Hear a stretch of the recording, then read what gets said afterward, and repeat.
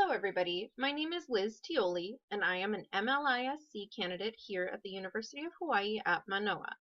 And this is my final project for LIS 618 Government Documents. Today is May 1st, 2015, and I will be introducing you to the US Fish and Wildlife Service and some of the information that can be obtained through the usage of their website. Okay, I would like to first provide you with a little background information. The U.S. Fish and Wildlife Service is a government agency that is housed under the Department of the Interior. Among other things, the Department of the Interior is tasked with protecting the natural resources of the United States.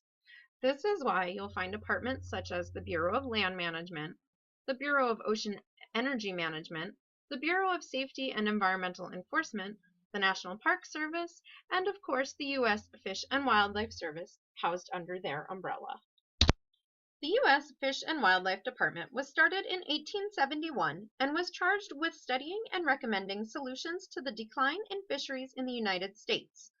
Over the past 144 years, there have been many name changes and additions to the services that this government department is charged with. Some of the important dates in the U.S. Fish and Wildlife Service history are listed below. In 1900, the Lacey Act was passed.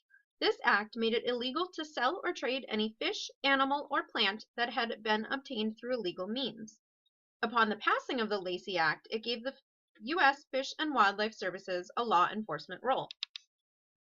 In 1934, the original Fish and Wildlife Coordination Act authorized the Secretaries of Agriculture and Commerce to provide assistance and cooperate with federal and state agencies on issues involving the protection of fish and wildlife. 1934 was also the year that Congress passed the Migratory Bird Hunting and Conservation Stamp Act. This is also known as the Duck Stamp Act. It is important as it became a major source of funding for the acquisition and management of waterfowl habitats. And I would like to take a moment to show you their website. Okay, the Federal Duck Stamp Office site will tell you all about duck stamps. It'll tell you what they are, it'll give you a history of them, it'll tell you how they benefit wildlife, why you should purchase them, where you could purchase them, mostly at the post office.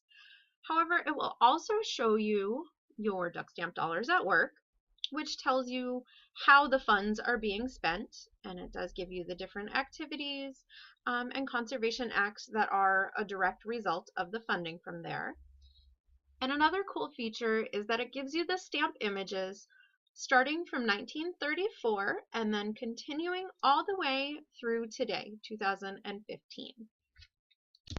In 1970, the Endangered Species Conservation Act of 1969 became effective, prohibiting the importation into the United States of any species threatened with extinction worldwide, except as specifically allowed for zoological and scientific purposes, as well as breeding in captivity.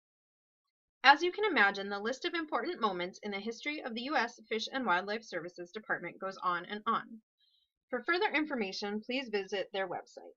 And I would like to take a brief moment to highlight a few of the exciting features on the history page.